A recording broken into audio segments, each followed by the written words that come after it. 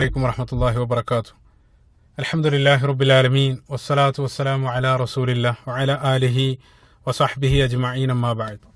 റബ്ബി ഇശ്റഹ് ലി സദ്രി വയസ്സിർ ലി അംരി വഹ്ലുൽ ഉഖ്ദതം മിൻ ലിസാനി യഫ്ഖഹു ഖൗലി. സഹോദരങ്ങളെ, ഖിലാഫത്തിന്റെ ചരിത്രവുമായി ബന്ധപ്പെട്ട് ഉസ്മാൻ ഇബ്നു അഫ്ഫാൻ റളിയല്ലാഹു അൻഹുവിന്റെ ജീവിതകാലമാണ് നേരത്തെ സൂചിപ്പിക്കപ്പെട്ടത്. പ്രവാചകൻ സല്ലല്ലാഹു അലൈഹി വസല്ലമയോടൊപ്പമുള്ള അദ്ദേഹത്തിന്റെ കാലഘട്ടം, അതിൽ ഹിജറയ്ക്ക് ശേഷം ഉഹദ് വരെയുള്ള സന്ദർഭങ്ങൾ ചുരുങ്ങിയ രൂപത്തിൽ നേരത്തെ പരാമർശിക്കുകയുണ്ടായി. പിന്നീട് പ്രവാചകൻ സല്ലല്ലാഹു അലൈഹി വസല്ലമയുടെ ജീവിത കാലഘട്ടത്തിൽ ഉസ്മാൻ ഇബ്നു അഫ്ഫാൻ റളിയല്ലാഹു അൻഹുവുമായിട്ട് ബന്ധപ്പെട്ട് നടക്കുന്ന ഏറ്റവും ശ്രദ്ധേയമായിട്ടുള്ള സംഭവമാണ് അടുത്തതായിട്ട് വരുന്ന ഹുദൈബിയ സന്ധി. സുദീർഘമായിട്ടുള്ള ചരിത്രം വളരെ ചുരുങ്ങിയ രൂപത്തിൽ നമുക്കറിയാം. നബി സല്ലല്ലാഹു അലൈഹി വസല്ലം മദീനയിൽ നിന്നും മക്കയിൽ പോയി ഉംറ നിർവഹിക്കുന്നതായിട്ട് പ്രവാചകൻ സല്ലല്ലാഹു അലൈഹി വസല്ലം ഒരു സ്വപ്നം കാണുകയാണ്. നമുക്കറിയാം, പ്രവാചകന്മാരുടെ സ്വപ്നം എന്നുള്ളത് അത് യാഥാർത്ഥ്യമാണ്. ആ ഒരു സ്വപ്നത്തിന്റെ അടിസ്ഥാനത്തിൽ പ്രവാചകൻ സല്ലല്ലാഹു അലൈഹി വസല്ലം ഹിജ്റ വർഷം 6 1400ഓളം അനുയായികളെയും കൂട്ടി പ്രവാചകൻ സല്ലല്ലാഹു അലൈഹി വസല്ലം മദീനയിൽ നിന്നും മക്കയിലേക്ക് ഉംറ നിർവഹിക്കാൻ വേണ്ടി പുറപ്പെടുകയാണ്. അപ്പൊ ഉംറക്ക് വേണ്ടി പോകുന്നത് കൊണ്ട് തന്നെ അവരാരും ആയുധസജ്ജരായിരുന്നില്ല. പ്രത്യേകം നമ്മൾ മനസ്സിലാക്കണം. മുസ്ലിങ്ങൾ ഏകദേശം മക്കയുടെ സമീപ പ്രദേശത്തെത്തിയ സന്ദർഭത്തിൽ അവരുടെ ആഗമന വാർത്ത മുൻകൂട്ടി അറിഞ്ഞ മക്കയിലുണ്ടായിരുന്ന ഖുറൈശികൾ മുസ്ലിങ്ങളെ മക്കയിൽ പ്രവേശിക്കുന്നതിനെ തൊട്ട് തടയുകയാണ്. ചരിത്രത്തിൽ ആദ്യമായിട്ടായിരുന്നു ഖുറൈശികളിൽ നിന്നും അത്തരത്തിലൊരു സമീപനം ഉണ്ടാകുന്നത്. ഏതൊരാൾക്കും ഏതൊരു സന്ദർഭത്തിലും മക്കയിൽ പ്രവേശിക്കാനുള്ള സ്വാതന്ത്ര്യം ഖുറൈശികൾ എക്കാലഘട്ടത്തും നൽകിയിരുന്നു.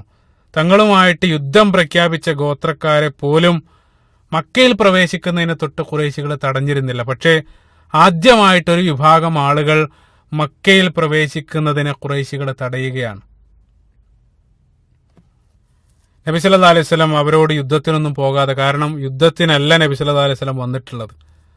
പ്രവാചകൻ ഏതെങ്കിലും രൂപത്തിൽ അത് ഒത്തുതീർപ്പാക്കാൻ അല്ലെങ്കിൽ ഒരു അനുരഞ്ജനത്തിന് വേണ്ടി നബി സല്ലല്ലാഹു അലൈഹി വസല്ലം പരിശ്രമിക്കുകയാണ്. അതിനായി തന്റെ അനുയായികളിൽ നിന്നും ഒരു വ്യക്തിയെ മക്കയിലേക്ക് ഖുറൈശികളുമായിട്ട് സംസാരിക്കാൻ വേണ്ടി പറഞ്ഞയക്കാൻ പ്രവാചകൻ സല്ലല്ലാഹു അലൈഹി വസല്ലം തീരുമാനിക്കുകയാണ്. ആരെ പറഞ്ഞയക്കുമെന്നുള്ള ഒരു ചോദ്യം പ്രവാചകന്റെ മനസ്സിൽ ഉദിച്ച സന്ദർഭത്തിൽ കൂടുതലൊന്നും ആലോചിക്കാതെ തന്നെ നബി സല്ലല്ലാഹു അലൈഹി വസല്ലമക്ക് ഒരാളുടെ രൂപം മനസ്സിലേക്ക് വന്നു. മറ്റാരും ആയിരുന്നില്ല, ഖുറൈശികളെ പരസ്യമായിട്ട് വെല്ലുവിളിച്ചുകൊണ്ട് ഹിജ്റ നിർവഹിച്ച ഒരേ ഒരു വ്യക്തി. പേര് കേട്ടാൽ തന്നെ ഖുറൈശികൾ ഭയക്കുന്ന ധീരയോദ്ധാവായിരുന്ന ഉമർ ഇബ്നുൽ ഖത്താബ് റളിയല്ലാഹു അൻഹുവിന്റെ ചിത്രമാണ് പ്രവാചകന്റെ മനസ്സിലേക്ക് വന്നത്. നബി സല്ലല്ലാഹു അലൈഹി വസല്ലം അനുയായികൾക്കിടയിൽ നിന്നും ഉമർ ഇബ്നുൽ ഖത്താബ് റളിയല്ലാഹു അൻഹുവിനെ വിളിച്ചുകൊണ്ട് ആ ഒരു ദൗത്യം ഏൽപ്പിക്കുകയാണ്. അതായത് തങ്ങളുടെ പ്രതിനിധിയായി പോയി മക്കയിൽ ഖുറൈശികളുമായിട്ട് സംസാരിക്കണമെന്ന് ഉമർ ഇബ്നുൽ ഖത്താബ് റളിയല്ലാഹു അൻഹുവിനെ പ്രവാചകൻ സല്ലല്ലാഹു അലൈഹി വസല്ലം നിർദ്ദേശിക്കുകയാണ്. ആ സന്ദർഭത്തിൽ ഉമർ ഇബ്നുൽ ഖത്താബ് റളിയല്ലാഹു അൻഹു പറഞ്ഞു, പ്രവാചകരെ, ഈ ഒരു ദൗത്യം ഏറ്റെടുക്കാൻ 100% ഞാൻ സന്നദ്ധനാണ്. അതിലെനിക്ക് സന്തോഷമേ ഉള്ളൂ. പക്ഷേ താങ്കൾക്കറിയാവുന്നത് പോലെ ഞാനൊരു ഖുറൈശിയല്ല, ഞാൻ ബനു അദിയ് ഗോത്രക്കാരനാണ്. അപ്പം അതുകൊണ്ട് തന്നെ ഖുറൈശികളായിട്ടുള്ള ആളുകൾക്ക് എന്നോടുള്ള സമീപനം താങ്കൾക്കറിയാവുന്നതാണ്. അവർക്ക് എന്നോട് കടുത്ത വിദ്വേഷമാണ്.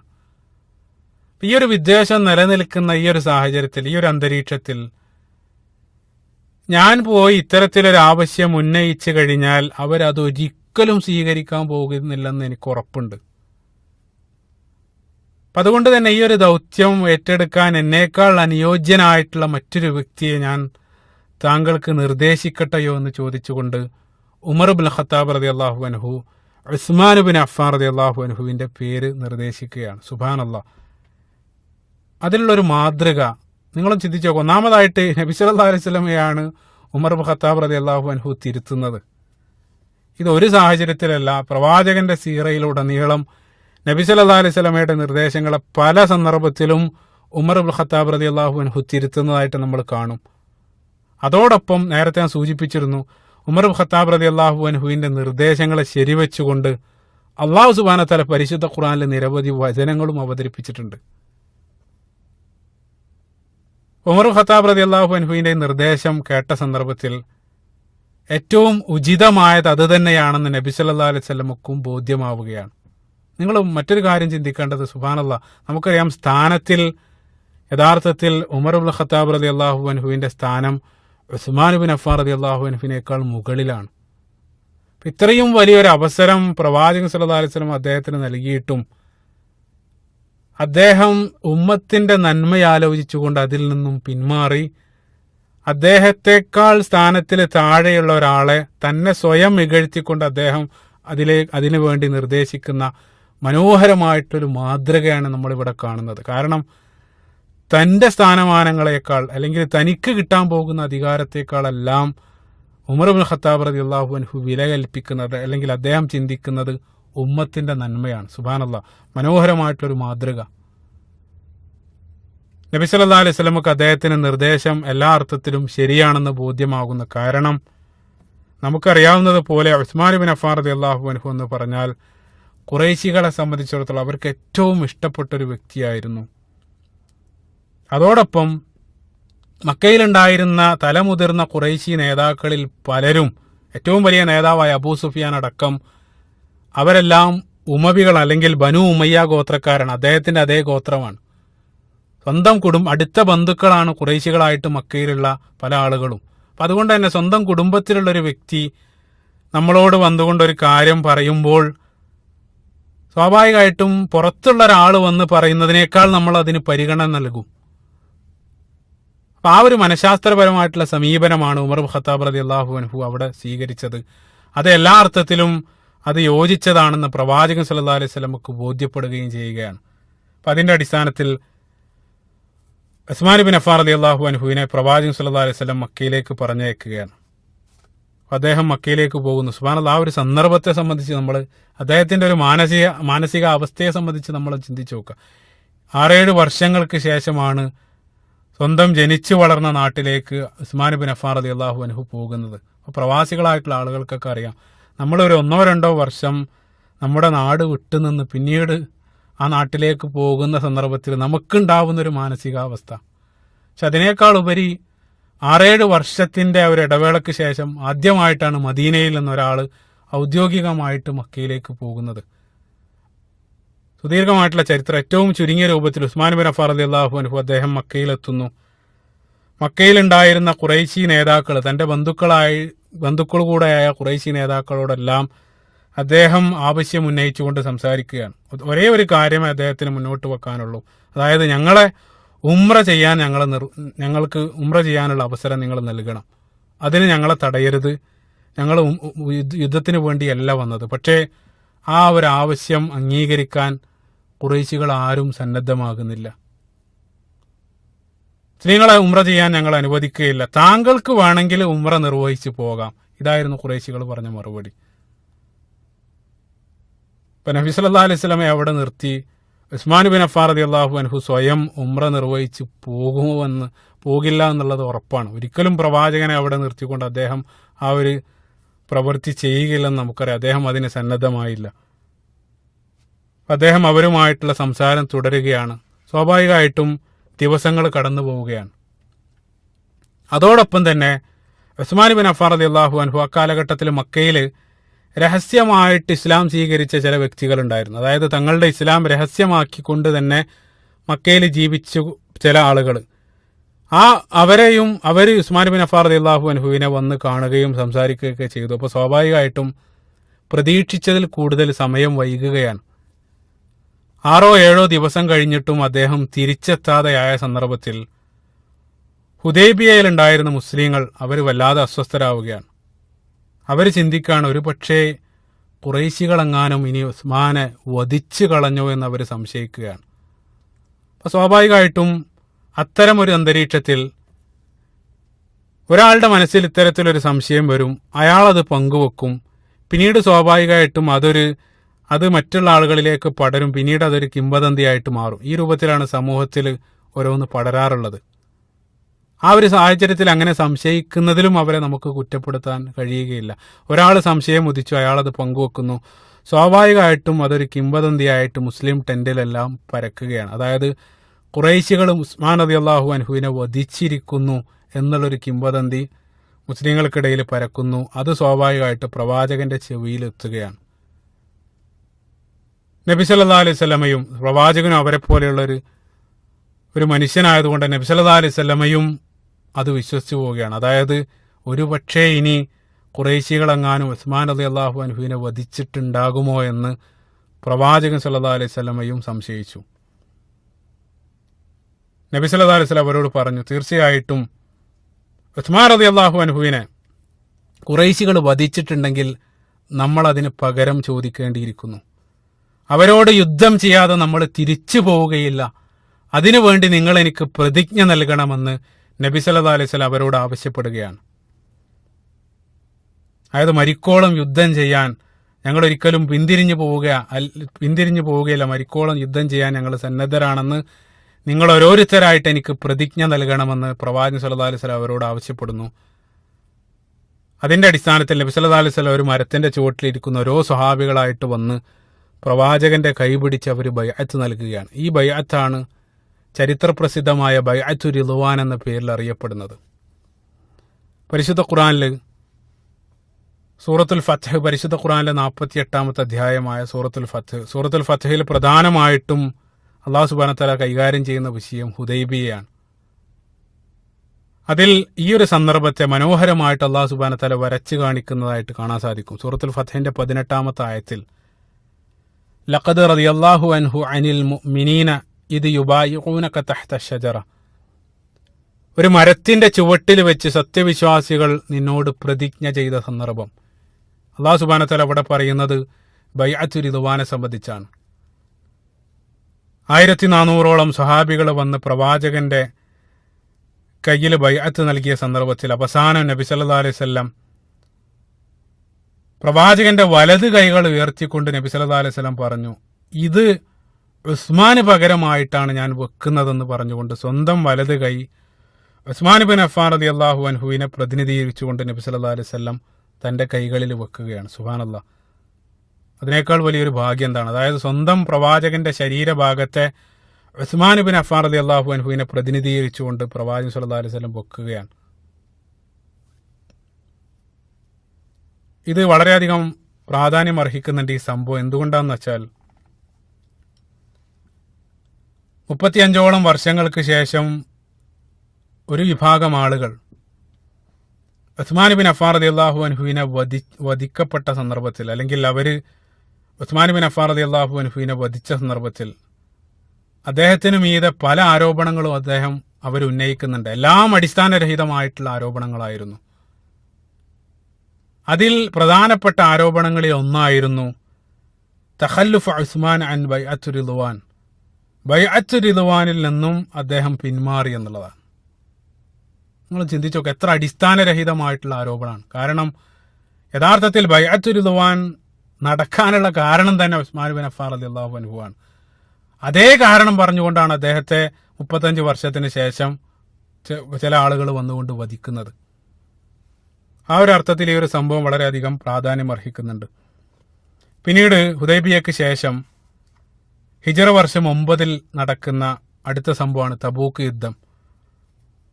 തബൂക്ക് യുദ്ധം വളരെ പ്രതികൂലമായിട്ടുള്ളൊരു സാഹചര്യത്തിലാണ് തബൂക്ക് യുദ്ധം അരങ്ങേറുന്നത്. എതിരാളികൾ റോമക്കാരാണ്. അപ്പം അതുകൊണ്ട് തന്നെ നല്ല ആയുധസജ്ജരായിട്ട് നല്ല ഒരുക്കങ്ങളോട് കൂടെ പോയാൽ മാത്രം ആ യുദ്ധം മുസ്ലിങ്ങൾക്ക് അനുകൂലമാകുമെന്ന് തിരിച്ചറിഞ്ഞ പ്രവാചകൻ സല്ലല്ലാഹു അലൈഹി വസല്ലം നല്ലൊരു സൈന്യത്തെ അതിനു വേണ്ടി ഒരുക്കുന്നു. പക്ഷേ ആ ഒരു സാഹചര്യത്തിൽ പ്രവാചകൻ സല്ലല്ലാഹു അലൈഹി വസല്ലമക്ക് അത്തരത്തിലുള്ള ഒരു സജ്ജീകരണങ്ങൾ ഒരുക്കാനുള്ള ഒരവസ്ഥയിലായിരുന്നില്ല മുസ്ലിങ്ങൾ. സാമ്പത്തികമായിട്ട് വളരെയധികം പ്രതിസന്ധി അനുഭവിച്ചുകൊണ്ടിരിക്കുന്ന ഒരു സാഹചര്യത്തിലാണ് തബൂക്ക് യുദ്ധം അരങ്ങേറുന്നത്. നബി സല്ലല്ലാഹു അലൈഹി വസല്ലം ഓരോരുത്തരായിട്ട് സംഭാവന നൽകാനായിട്ട് ആവശ്യപ്പെടുന്നു. കഴിയുന്നത്ര സംഭാവനകൾ മുസ്ലിങ്ങൾ നൽകുന്നു. അവസാനം പ്രവാചകൻ സല്ലല്ലാഹു അലൈഹി വസല്ലം സൈന്യത്തെ ഒരുക്കി നിർത്തിയ സന്ദർഭത്തിൽ, സൈന്യത്തെ പരിശോധിച്ച സന്ദർഭത്തിൽ സൈന്യത്തിലുള്ള പല ആളുകൾക്കും ആയുധവും വാഹനവും ഒന്നും ഇല്ലാത്ത രൂപത്തിലാണ് കാണപ്പെട്ടത്.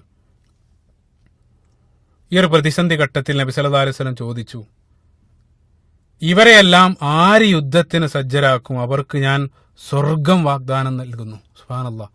അതായത് ഈ ആളുകൾക്ക് അവർക്ക് വേണ്ട സജ്ജീകരണങ്ങൾ നൽകാൻ ആരെങ്കിലും സന്നദ്ധമാകുന്നുണ്ടെങ്കിൽ പകരം അയാൾക്ക് ഞാൻ സ്വർഗം നൽകുന്നെന്ന് നബി സല്ലല്ലാഹു അലൈഹി വസല്ലം പറയുകയാണ്. പ്രവാചകന്റെ ഈ ഒരു ആഹ്വാനം കേൾക്കേണ്ട താമസം ഉസ്മാൻ ഇബ്നു അഫ്ഫാൻ റളിയല്ലാഹു അൻഹു, അദ്ദേഹം ഓൾറെഡി പ്രവാചകനെ സഹായിച്ചിട്ടുണ്ട്. അദ്ദേഹം മുന്നോട്ട് വരിക, അദ്ദേഹം പറഞ്ഞു, പ്രവാചകരെ ഞാൻ അതിന് സന്നദ്ധനാണ്. എന്നിട്ട് അദ്ദേഹം 100 ഒട്ടകം നബി സല്ലല്ലാഹു അലൈഹി വസല്ലമക്ക് നൽകുകയാണ്. പക്ഷെ അതും തികയുമായിരുന്നില്ല. നബി സല്ലല്ലാഹു അലൈഹി വസല്ലം വീണ്ടും ആവശ്യപ്പെടുന്നു. ആ സന്ദർഭത്തിൽ അദ്ദേഹം വീണ്ടും ഉയർത്തി, അദ്ദേഹം പറഞ്ഞു വീണ്ടും 100 ഒട്ടകം. അവസാനം ഉസ്മാൻ ഇബ്നു അഫ്ഫാൻ റളിയല്ലാഹു അൻഹു അദ്ദേഹം 940 ഒട്ടകങ്ങളും 60 കുതിരകളും തബൂക്ക് യുദ്ധത്തിന് വേണ്ടി സംഭാവന ചെയ്യുന്നു. അതോടൊപ്പം 10,000 ദീനാർ നബി സല്ലല്ലാഹു അലൈഹി വസല്ലമയുടെ മുന്നിൽ കൊണ്ടുപോയിട്ട് അദ്ദേഹം ചൊരിയുകയാണ്. സുബ്ഹാനല്ലാഹ്. അപ്പൊ ഈ ഒരു ദീനാറിന്റെ കൂമ്പാരം അതിൽ കൈയിട്ട് നബി സല്ലല്ലാഹു അലൈഹി വസല്ലം അതിൽ നിന്ന് 2 നാണയങ്ങൾ എടുത്തുകൊണ്ട് പ്രവാചകൻ പറഞ്ഞ വളരെ പ്രസിദ്ധമായിട്ടുള്ള വാക്ക്, നബി സല്ലല്ലാഹു അലൈഹി വസല്ലം പറഞ്ഞു, വല്ലാഹി മാ ദറ ഉസ്മാൻ മാ ഫഅല ബഅദൽ യൗം. അല്ലാഹുവാണ് സത്യം, ഇനി അങ്ങോട്ട് ഉസ്മാൻ എന്ത് ചെയ്താലും അദ്ദേഹത്തിന് ഒരു ദ്രോഹവും ഏൽക്കുകയില്ല. അതായത് ഇന്നത്തതിന് ശേഷം ഇനി എന്ത് ചെയ്താലും അദ്ദേഹത്തിന് പ്രശ്നമില്ല. കാരണം അദ്ദേഹം സ്വർഗത്തിൽ പ്രവേശിച്ചു കഴിഞ്ഞിരിക്കുന്നു. സുബ്ഹാനല്ലാഹ്. എത്ര മഹത്തായിട്ടുള്ളൊരു സൗഭാഗ്യമാണ് അദ്ദേഹത്തിന് ലഭിച്ചത്. അത്രയേറെ വാരിക്കോരി തബൂക്ക് യുദ്ധത്തിൽ അദ്ദേഹം ചെലവഴിക്കുകയാണ്.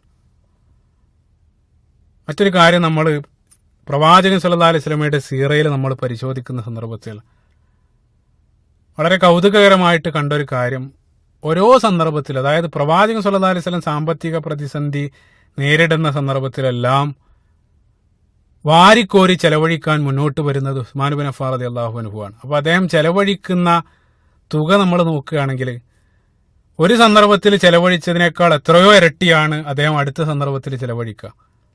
അപ്പോൾ ഇത്രയേറെ കൊടുക്കാൻ അദ്ദേഹത്തിന്റെ കയ്യിൽ വീണ്ടും വീണ്ടും സമ്പത്ത് എത്തിച്ചേരുന്നതായിട്ടാണ് നമ്മൾ കാണുന്നത്. അപ്പം അവിടെയും മനോഹരമായിട്ടുള്ള നബി സല്ലല്ലാഹു അലൈഹി വസല്ലമയുടെ വാഗ്ദാനം പുലരുന്നതായിട്ടാണ് നമ്മൾ അദ്ദേഹത്തിന്റെ ജീവിതത്തിലൂടെ തന്നെ കാണുന്നത്.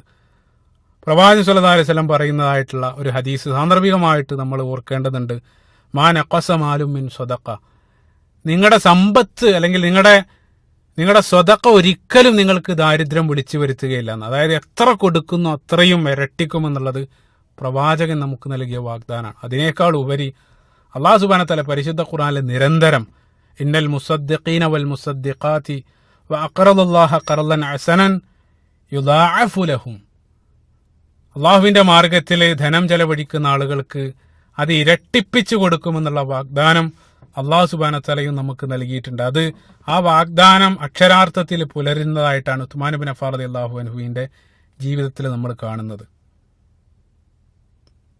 തബൂക്ക് യുദ്ധത്തിന് ശേഷം വീണ്ടും അടുത്ത സന്ദർഭം പിന്നീട് വരുന്ന ഹുനൈൻ യുദ്ധം. ഹുനൈൻ യുദ്ധത്തിൽ നമുക്കറിയാം, ശത്രുപക്ഷത്തു നിന്നും അപ്രതീക്ഷിതമായിട്ടുള്ള ഒരു ഒളിയാക്രമണം വന്ന സന്ദർഭത്തിൽ, അതായത് ശത്രുക്കൾ പ്രതീക്ഷിക്കാതെ ആക്രമിച്ച സന്ദർഭത്തിൽ മുസ്ലിം സൈന്യം അവർ ചിതറി പല ഭാഗത്തേക്കായിട്ട് ഓടി. ഈ ഒരു സന്ദർഭത്തിൽ നബി സല്ലല്ലാഹു അലൈഹി വസല്ലമയെ 9 പേരാണ് സംരക്ഷിച്ചത്. ആ 9 പേരിൽ ഒരാൾ ഉസ്മാൻ ഇബ്നു അഫ്ഫാൻ റളിയല്ലാഹു അൻഹു ആയിരുന്നു. സുബ്ഹാനല്ലാഹ്. വീണ്ടും അദ്ദേഹത്തിന്റെ സാമ്പത്തിക സഹായം ആയിട്ട് നമ്മൾ കാണുന്നത് പ്രവാചകൻ സല്ലല്ലാഹു അലൈഹി വസല്ലമയുടെ അവസാന കാലഘട്ടത്തിൽ നബി സല്ലല്ലാഹു അലൈഹി വസല്ലം മസ്ജിദ് നബവി വിപുലീകരിക്കാൻ വേണ്ടി മസ്ജിദ് നബിയോട് ചേർന്നുള്ള പിറകിലുള്ള അല്പം സ്ഥലം വാങ്ങാൻ പ്രവാചകൻ ആഗ്രഹിച്ചു. പക്ഷേ ഭീമമായിട്ടുള്ള തുക ആ സ്ഥലത്തിന്റെ ഉടമ പറഞ്ഞ സന്ദർഭത്തിൽ അത് വാങ്ങാനുള്ള ഒരു പണം നബി സല്ലല്ലാഹു അലൈഹി വസല്ലമയുടെ കയ്യിൽ ഉണ്ടായിരുന്നില്ല. പക്ഷേ പ്രവാചകൻ അത് വാങ്ങാൻ അതിയായി ആഗ്രഹിച്ചു. ആ സന്ദർഭത്തിൽ നബി സല്ലല്ലാഹു അലൈഹി വസല്ലം പറഞ്ഞു, മസ്ജിദ് നബിയുടെ പിറകിലുള്ള ഈ സ്ഥലം ആരെങ്കിലും നമുക്ക് വാങ്ങിത്തരികയാണെങ്കിൽ അയാൾക്ക് അല്ലാഹു സുബ്ഹാനഹു വ തആല അതിനേക്കാൾ എത്രയോ നല്ല സ്ഥലം സ്വർഗത്തിൽ നൽകുമെന്ന് ഞാൻ വാഗ്ദാനം ചെയ്യുന്നു. സുബ്ഹാനല്ലാഹ്. അതിനേക്കാൾ നല്ലൊരു സ്ഥലം സ്വർഗത്തിൽ വാഗ്ദാനം ചെയ്യുകയാണ് അള്ളാഹുവിന്റെ പ്രവാചകൻ. ഇത് കേട്ട ഉടൻ ഉസ്മാൻ ഇബ്നു അഫ്ഫാൻ റളിയല്ലാഹു അൻഹു അദ്ദേഹം വീണ്ടും മുന്നോട്ട് വരികയാണ്. അദ്ദേഹം പറഞ്ഞു, അദ്ദേഹം അതിനുവേണ്ടി 25,000 ദിർഹം പ്രവാചകൻ സല്ലല്ലാഹു അലൈഹി വസല്ലമയുടെ കയ്യിൽ ഏൽപ്പിക്കുകയാണ്. നബി സല്ലല്ലാഹു അലൈഹി വസല്ലമയുടെ ജീവിതകാലത്ത് അദ്ദേഹം നൽകിയ ഏറ്റവും വലിയ അവസാനത്തെ ധനസഹായമായിരുന്നത് 25,000 ദിർഹം. സ്വർഗത്തിൽ തത്തുല്യമായിട്ട് അതിനേക്കാൾ വലുത് നൽകും. പക്ഷേ ഈ ദുനിയാവിലുള്ള അതിൻ്റെ ഒരു മൂല്യം നിങ്ങളൊന്ന് ചിന്തിച്ചു നോക്കുക. സുബ്ഹാനല്ലാഹ്, ഇന്ന് മസ്ജിദ് നബിയുടെ റൗളയുടെ ഒരു ഭാഗമാണ്. അതായത് അന്ന് ഉസ്മാൻ ബിൻ അഫ്ഫാൻ റളിയല്ലാഹു അൻഹു സ്പോൺസർ ചെയ്ത ആ സ്ഥലം ഇന്ന് റൗളയുടെ ഭാഗമായിട്ടിരിക്കുന്ന സ്ഥലമാണ്. എത്ര നല്ല നിക്ഷേപം! 14 നൂറ്റാണ്ട് കഴിഞ്ഞിട്ടും ഇന്നും നമ്മൾ മദീനയിൽ പോയി കഴിഞ്ഞാൽ ആ സ്ഥലത്ത് 2 റക്അത്ത് നമസ്കരിക്കാൻ ആളുകൾ മത്സരിച്ചു കൊണ്ടിരിക്കുകയാണ്. ആ മത്സരം ഖിയാമത്ത് നാൾ വരെ തുടരുമെന്നുള്ളതാണ്. ഇത്രയും വലിയ മഹത്തായൊരു സൗഭാഗ്യം, ഇത്രയും വലിയൊരു നിക്ഷേപം. അതായത് ഈ ഖിയാമത്ത് നാൾ വരെ നമസ്കരിക്കുന്ന ആളുകളുടെ എല്ലാം ഒരു ഭാഗം പ്രതിഫലം ലഭിക്കുന്നത് ഉസ്മാൻ ബിൻ അഫ്ഫാൻ റളിയല്ലാഹു അൻഹുവിന് ആണ്. സുബ്ഹാനല്ലാഹ്, എത്ര വലിയ നിക്ഷേപമാണ് അദ്ദേഹം നടത്തുന്നത്. നമ്മൾ മറ്റൊരു കാര്യം, വളരെ ശ്രദ്ധേയമായിട്ടുള്ളൊരു കാര്യം, ഉസ്മാൻ ബിൻ അഫ്ഫാൻ റളിയല്ലാഹു അൻഹുവിന്റെ ചരിത്രം നമ്മൾ പരിശോധിക്കുന്ന സന്ദർഭത്തിൽ പ്രവാചകൻ സല്ലല്ലാഹു അലൈഹി വസല്ലമയുടെ കാലഘട്ടത്തിൽ പ്രധാനമായിട്ട് അദ്ദേഹം വരുന്നതെല്ലാം സാമ്പത്തികമായിട്ടുള്ള സഹായം, ഈ ഒരു പ്രതിസന്ധിയിലാണ് അദ്ദേഹം രംഗത്ത് വരുന്നത്. അതേപോലെ തന്നെ ഖുർആനുമായിട്ട് ബന്ധപ്പെട്ടും ഉസ്മാൻ ബിൻ അഫ്ഫാൻ റളിയല്ലാഹു അൻഹുവിന്റെ പേര് നമുക്ക് പല സന്ദർഭത്തിലായിട്ട് കാണാൻ സാധിക്കും. പക്ഷെ അതേ സന്ദർഭത്തിൽ യുദ്ധരംഗത്ത് അദ്ദേഹത്തിന്റെ യുദ്ധധീരതകളെ സംബന്ധിച്ചൊന്നും നമ്മൾ കാണുകയില്ല. അതേ സന്ദർഭത്തിൽ യുദ്ധധീരതയുമായിട്ട് നമ്മൾ പരിശോധിക്കുന്ന സന്ദർഭത്തിൽ അവിടെ ഖാലിദ് ബിൻ വലീദ് റളിയല്ലാഹു അൻഹുവിന്റെ പേര് കാണും. പക്ഷെ അതേ ഖാലിദ് ബിൻ വലീദ് റളിയല്ലാഹു അൻഹുവിന്റെ പേര് വൈജ്ഞാനികമായിട്ടുള്ള രംഗത്തോ അല്ലെങ്കിൽ ധനസഹായത്തിന്റെ രംഗത്തോ ഒന്നും നമ്മൾ കാണുക. അതായത് ഇതെല്ലാം നമുക്ക് മനോഹരമായിട്ട് വരച്ച് കാണിച്ചു തരുന്നത് സ്വഹാബികൾക്കിടയിലുള്ള ആ വ്യതിരിക്തതയാണ്. ഓരോ ആളുകൾക്കും ഓരോ റോള് നിർവഹിക്കാനുണ്ടായിരുന്നു. തങ്ങൾക്ക് ഏത് മേഖലയിലാണ് ഏറ്റവും കൂടുതൽ കഴിവുള്ളതെന്ന് കൃത്യമായിട്ട് അവർ മനസ്സിലാക്കി ആ മേഖലയിൽ കഴിയുന്നത്ര അള്ളാഹുവിന്റെ മാർഗത്തിൽ അവർ ചെലവഴിച്ചു എന്നുള്ളതാണ്. അപ്പൊ നമുക്കറിയാം, സമൂഹത്തിൽ എല്ലാ ആളുകൾക്കും ഒരേ രൂപത്തിലുള്ള കഴിവ്. ചില ആളുകൾക്ക് നന്നായിട്ട് എഴുതാനുള്ള കഴിവുണ്ടാകും. ആ എഴുതാനുള്ള കഴിവ് അള്ളാഹുവിന്റെ മാർഗത്തിൽ ഏറ്റവും കൂടുതൽ നൽകുക എന്നുള്ളതാണ് നമ്മൾ ചെയ്യേണ്ടത്. പക്ഷെ അതേ സന്ദർഭത്തിൽ ചില ആളുകൾക്ക് അവർക്ക് മതപരമായിട്ടുള്ള അറിവൊക്കെ കുറവായിരിക്കും. പക്ഷെ അള്ളാഹു അവർക്ക് സമ്പത്ത് ധാരാളമായിട്ട് നൽകി അനുഗ്രഹിച്ചിട്ടുണ്ടാകും. അപ്പൊ അവര് ആ ഒരു സമ്പത്ത് അള്ളാഹുവിന്റെ മാർഗത്തെ സമ്പത്തിലൂടെ ഏറ്റവും കൂടുതൽ അള്ളാഹുവിന്റെ പ്രീതി കരസ്ഥമാക്കാൻ പരിശ്രമിക്കുക എന്നുള്ളത്. അതാണ് ഈ ഒരു മനോഹരമായിട്ടുള്ള സംഭവങ്ങളെല്ലാം നമുക്ക് കാണിച്ചു തരുന്നത്. പിന്നീട് ഉസ്മാൻ ബിൻ അഫ്ഫാൻ റളിയല്ലാഹു അൻഹുവുമായിട്ട് ബന്ധപ്പെട്ട് കാണപ്പെടുന്ന വളരെ പ്രധാനപ്പെട്ട ഒരു സംഭവം, മക്ക വിജയവുമായിട്ട് ബന്ധപ്പെട്ട ഒരു സംഭവം. മക്ക വിജയ കാലഘട്ടത്തിൽ ഈ ഒരു സംഭവം വളരെയധികം പ്രാധാന്യം അർഹിക്കുന്നുണ്ട്. കാരണം പിന്നീട് അദ്ദേഹത്തെ വധിക്കാൻ ഒരു വിഭാഗം ആളുകൾ വന്ന സന്ദർഭത്തിൽ ആരോപണങ്ങളുടെ കൂട്ടത്തിൽ ഈ ഒരു ആരോപണം ഉന്നയിച്ച് കാണുന്നത് കൊണ്ട് തന്നെ ഈ ഒരു സംഭവത്തിന്റെ യഥാർത്ഥത്തിലുള്ള നിജസ്ഥിതി നമ്മൾ അറിയേണ്ടതുണ്ട്. നബി സല്ലല്ലാഹു അലൈഹി വസല്ലം, നമുക്കറിയാം, മക്ക വിജയ സമയത്ത് പ്രവാചകൻ സല്ലല്ലാഹു അലൈഹി വസല്ലം അവിടെ ഉണ്ടായിരുന്ന മുഴുവൻ ആളുകൾക്കും പ്രവാചകൻ മാപ്പ് നൽകുകയുണ്ടായി. ഇദ്ഹബു അൻതും തുലഖ, നിങ്ങളെല്ലാവർക്കും, പ്രവാചകൻ സല്ലല്ലാഹു അലൈഹി വസല്ലം അവിടെ ഉണ്ടായിരുന്ന മുഴുവൻ ആളുകൾക്കും മാപ്പ് നൽകി. പക്ഷേ അതിൽ 7 ആളുകളെ പ്രത്യേകമായിട്ട് വധിക്കാൻ പ്രവാചകൻ സല്ലല്ലാഹു അലൈഹി വസല്ലം നിർദ്ദേശം നൽകിയിരുന്നു. അത് പ്രവാചകൻ അവർക്കൊരു ലിസ്റ്റ് കൈമാറി. ആ 7 ആളുകളെ നിർബന്ധമായിട്ടും വധിക്കണം. ബാക്കിയുള്ള ആളുകളെല്ലാം അദ്ദേഹം മാപ്പ് നൽകി. അതിലൊരു വ്യക്തിയായിരുന്നു അബ്ദുല്ലാഹിബ്നു സഅദ് ബിൻ അബീ സർഹ്. അദ്ദേഹവുമായിട്ട് ബന്ധപ്പെട്ട ഒരു സംഭവം ഉസ്മാൻ ബിൻ അഫ്ഫാൻ റളിയല്ലാഹു അൻഹുവിന്റെ ജീവിതവുമായിട്ട് ബന്ധപ്പെട്ട് നമ്മൾ മനസ്സിലാക്കേണ്ടതുണ്ട്. ഈ ഒരു ആരോപണം പിന്നീട് ഉന്നയിക്കപ്പെട്ടു എന്നുള്ളത് കൊണ്ട് തന്നെ ഈ ഒരു ചരിത്രം വളരെയധികം പ്രാധാന്യം അർഹിക്കുന്നുണ്ട്. ആ ചരിത്രം എന്താന്ന് വെച്ചാൽ, അബ്ദുല്ലാഹിബിൻ അബൂ സർഹ് എന്നറിയപ്പെടുന്ന ഈ വ്യക്തി, അദ്ദേഹം യഥാർത്ഥത്തിൽ മക്ക വിജയത്തിന് മുമ്പ് തന്നെ അദ്ദേഹം ഇസ്ലാം സ്വീകരിച്ചിരുന്നു. അപ്പൊ എഴുത്തും വായനയും അറിയാവുന്ന അപൂർവം ചില ആളുകളിൽ ഒരാളായിരുന്നു ഈ അബ്ദുല്ലാഹിബിൻ അബൂ സർഹ്. അപ്പൊ അതുകൊണ്ട് തന്നെ നബി സല്ലല്ലാഹു അലൈഹി വസല്ലം അദ്ദേഹത്തെ തന്റെ വഹ്യ് എഴുത്തുകാരിൽ ഒരാളായിട്ട് അദ്ദേഹത്തെ നിയമിച്ചിരുന്നു. ഇപ്പൊ നബി സല്ലല്ലാഹു അലൈഹി വസല്ലമക്ക് സൂറത്തുൽ മുഅ്മിനൂൻ പ്രവാചകൻ സല്ലല്ലാഹു അലൈഹി വസല്ലമക്ക് വഹ്യായി ലഭിച്ച സന്ദർഭത്തിൽ പ്രവാചകൻ അത് ഇവർക്ക് പാരായണം ചെയ്തു കൊടുക്കുകയായിരുന്നു. അപ്പോൾ പ്രവാചകൻ സല്ലല്ലാഹു അലൈഹി വസല്ലം പാരായണം ചെയ്യുന്നു, അദ്ദേഹം അത് എഴുതിയെടുത്തുകൊണ്ടിരിക്കുകയാണ്. അപ്പൊ സൂറത്തുൽ മുഅ്മിനൂന്റെ ആരംഭ ഭാഗത്ത് മനോഹരമായിട്ട് അല്ലാഹു സുബ്ഹാനഹു വ തആല മനുഷ്യ സൃഷ്ടിപ്പിനെ സംബന്ധിച്ച് വിശദീകരിക്കുന്ന ഭാഗം, ثم خلقنا النطفة علقة وخلقنا العلقة مضغة وكسونا المضغة عظاما, ആ രൂപത്തിലുള്ള ആയത്തുകൾ. ആ ആയത്തിന്റെ അവസാന ഭാഗം ثم أنشأناه خلقا آخر അവിടെ വരെ പ്രവാചകൻ എത്തിയ സന്ദർഭത്തിൽ അദ്ദേഹം ഇത് കേട്ട് അദ്ദേഹം ഈ ഒരു ഖുർആനിൽ മുഴുകി അദ്ദേഹം അറിയാതെ പറഞ്ഞുപോയി, തബാറക്കല്ലാഹു അഹ്സനുൽ ഖാലിഖീൻ. യഥാർത്ഥത്തിൽ അദ്ദേഹം പറഞ്ഞത് തന്നെയായിരുന്നു പ്രവാചകൻ പറയാനിരിക്കുന്ന ആയത്തിന്റെ അവസാന ഭാഗം. ഇപ്പൊ നബി സല്ലല്ലാഹു അലൈഹി വസല്ലം അദ്ദേഹത്തോട് പറഞ്ഞു, അത് തന്നെയാണ് താങ്കൾ എഴുതേണ്ടത്, തബാറക്കല്ലാഹു അഹ്സനുൽ ഖാലിഖീൻ. അത് തന്നെയാണ് യഥാർത്ഥത്തിൽ ആയത്തിന്റെ അവസാന ഭാഗം. പക്ഷേ നബി സല്ലല്ലാഹു അലൈഹി വസല്ലമയുടെ വായിൽ നിന്ന് വരുന്നതിന് മുമ്പ് തന്നെ അദ്ദേഹം ആദ്യം അത് ഇങ്ങോട്ട് പറഞ്ഞു.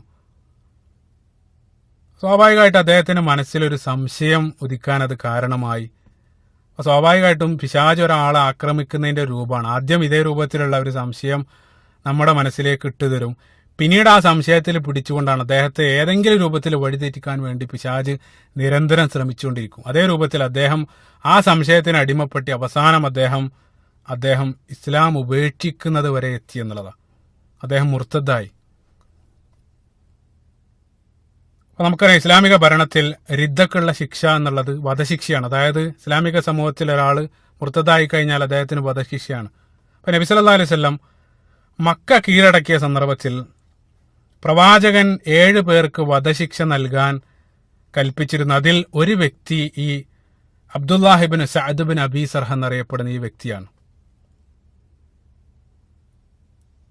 ഏറ്റവും വലിയ അത്ഭുതം എന്താ വെച്ചാൽ, ഈ 7ൽ പകുതി ആളുകൾക്ക് വീണ്ടും നബി സല്ലല്ലാഹു അലൈഹി വസല്ലം മാപ്പ് നൽകിയതായിട്ട് വീണ്ടും നമുക്ക് കാണാൻ സാധിക്കും. വളരെ ചുരുങ്ങിയ ആളുകളെ മാത്രമേ നബി സല്ലല്ലാഹു അലൈഹി വസല്ലം വധിച്ചിട്ടുള്ളൂ. അതിലൊരു വ്യക്തി ഈ അബ്ദുല്ലാഹിബിൻ അബൂ സർഹ എന്നറിയപ്പെടുന്ന വ്യക്തിയാണ്. അപ്പൊ അദ്ദേഹത്തെ കണ്ടെടുത്ത് വെച്ച് കൊല്ലാനാണ് നബി സല്ലല്ലാഹു അലൈഹി വസല്ലമയുടെ നിർദ്ദേശം. അപ്പൊ താൻ പിടിക്കപ്പെടുമെന്ന് ബോധ്യപ്പെട്ടപ്പോൾ അബ്ദുല്ലാഹിബിൻ അബൂ സർഹ് അദ്ദേഹം ഉസ്മാൻ ബിൻ അഫ്ഫാൻ റളിയല്ലാഹു അൻഹുവിന്റെ വീട്ടിലേക്ക് പോവുകയാണ്. കാരണം ഉസ്മാൻ ബിൻ അഫ്ഫാൻ റളിയല്ലാഹു അൻഹുവിന്റെ മുലകുടി ബന്ധത്തിലൂടെ ഉണ്ടായിരുന്ന സഹോദരനായിരുന്നു അബ്ദുല്ലാഹിബിൻ അബൂ സർഹ്. അതായത് ഇദ്ദേഹത്തിന്റെ മാതാവിന്റെ മുല കുടിച്ചിട്ടാണ് ഉസ്മാൻ ബിൻ അഫ്ഫാൻ റളിയല്ലാഹു അൻഹു വളർന്നത്. അതോടൊപ്പം അദ്ദേഹത്തിന്റെ അടുത്ത കളിക്കൂട്ടുകാരന് കൂടെയായിരുന്നു ഈ വ്യക്തി. അദ്ദേഹം ഉസ്മാൻ ബിൻ അഫ്ഫാൻ റളിയല്ലാഹു അൻഹുവിന്റെ വീട്ടിൽ പോയിട്ട് പറഞ്ഞു, എന്നെ താങ്കൾ രക്ഷിക്കണം, നബി സല്ലല്ലാഹു അലൈഹി വസല്ലമയോട് എനിക്ക് വേണ്ടി ദയവായിട്ട് സംസാരിക്കണം, അല്ലെങ്കിൽ അവരെന്നെ വധിക്കും.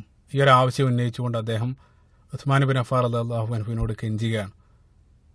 ഈ സന്ദർഭത്തിൽ ഉസ്മാൻ ബിൻ അഫ്ഫാൻ റളിയല്ലാഹു അൻഹു അദ്ദേഹത്തെയും കൂട്ടി പ്രവാചകൻ സല്ലല്ലാഹു അലൈഹി വസല്ലമയുടെ അടുത്തെത്തി. നബി സല്ലല്ലാഹു അലൈഹി വസല്ലം അനുയായികളോട് കൂടെ ഇരിക്കുന്ന സന്ദർഭത്തിൽ ഉസ്മാൻ ബിൻ അഫ്ഫാൻ റളിയല്ലാഹു അൻഹു അയാളെയും കൂട്ടി ആ സ്ഥലത്തേക്ക് വരുന്നു.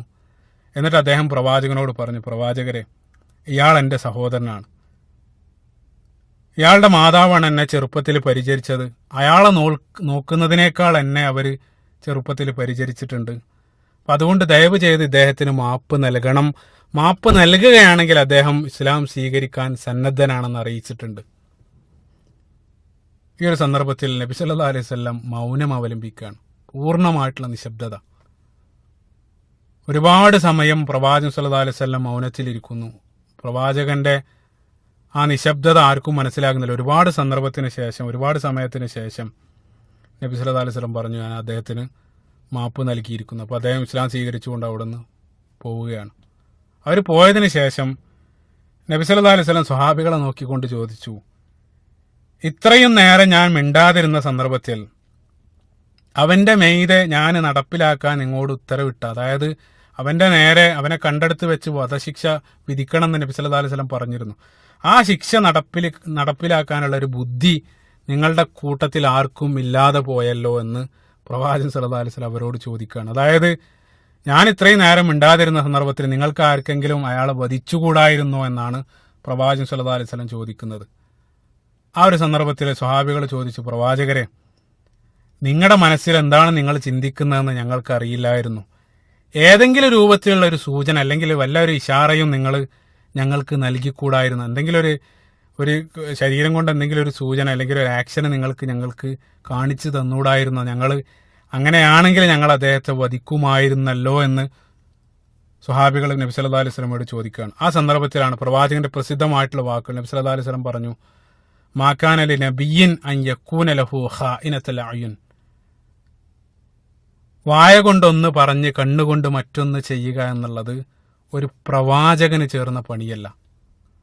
അത് എന്തെങ്കിലും പറയുന്നുണ്ടെങ്കിൽ അത് തന്നെ അത് പ്രവർത്തിക്കും. അതല്ലാതെ വായ കൊണ്ടൊന്ന് പറയുകയും കണ്ണുകൊണ്ട് മറ്റൊന്ന് കാണിക്കുക, അല്ലെങ്കിൽ ഏതെങ്കിലും രൂപത്തിൽ ശരീരത്തിന്റെ ഏതെങ്കിലും മറ്റൊരു ഭാഗം കൊണ്ട് ഗോഷ്ഠി കാണിക്കുകയും ചെയ്യുന്ന ഒരു പണി, അത്തരത്തിലൊരു പ്രവർത്തനം പ്രവാചകന് ചേർന്ന പണിയല്ലെന്ന് നബി സല്ലല്ലാഹു അലൈഹി വസല്ലം പറയുകയാണ്.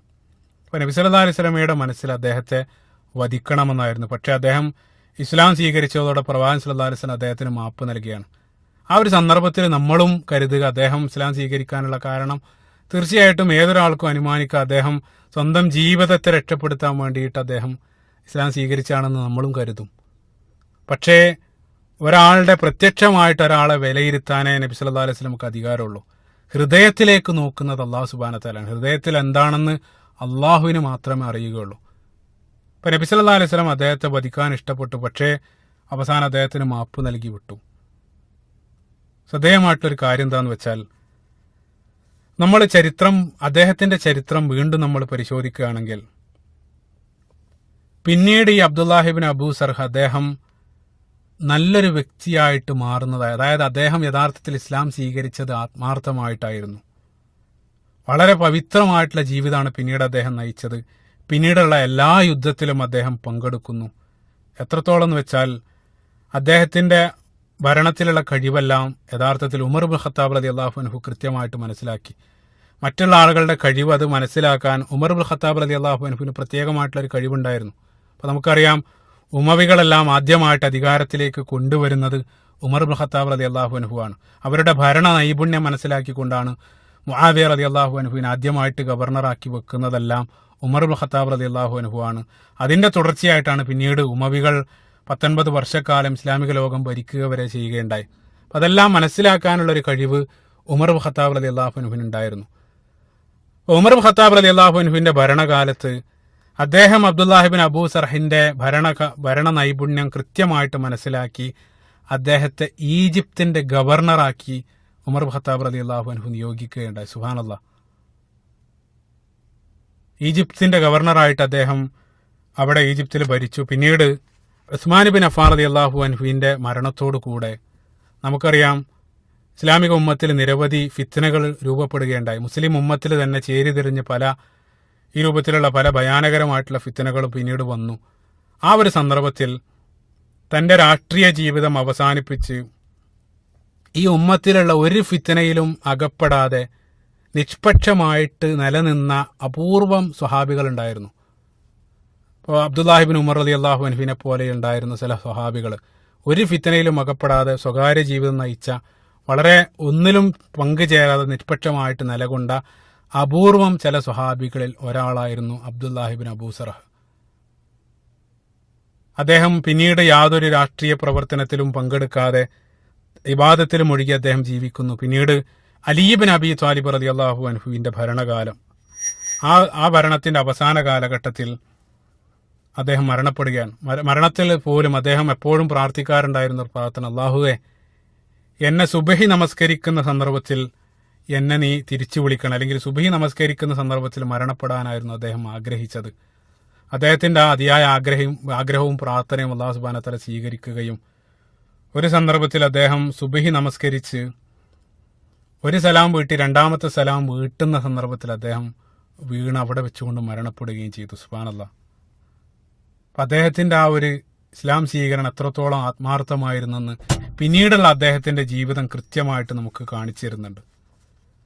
അപ്പൊ നമ്മളിവിടെ മനസ്സിലാക്കേണ്ടത്, വിശ്വാസപരമായിട്ട് നമുക്കുള്ള ഒരു വലിയ പാഠം എന്താന്ന് വെച്ചാൽ, നിങ്ങൾ ചിന്തിച്ചു നോക്കുക, നബി സല്ലല്ലാഹു അലൈഹി വസല്ലം ചിന്തിച്ചതുപോലെ കൂടെ ആയിരുന്നില്ല കാര്യങ്ങൾ നടന്നത്.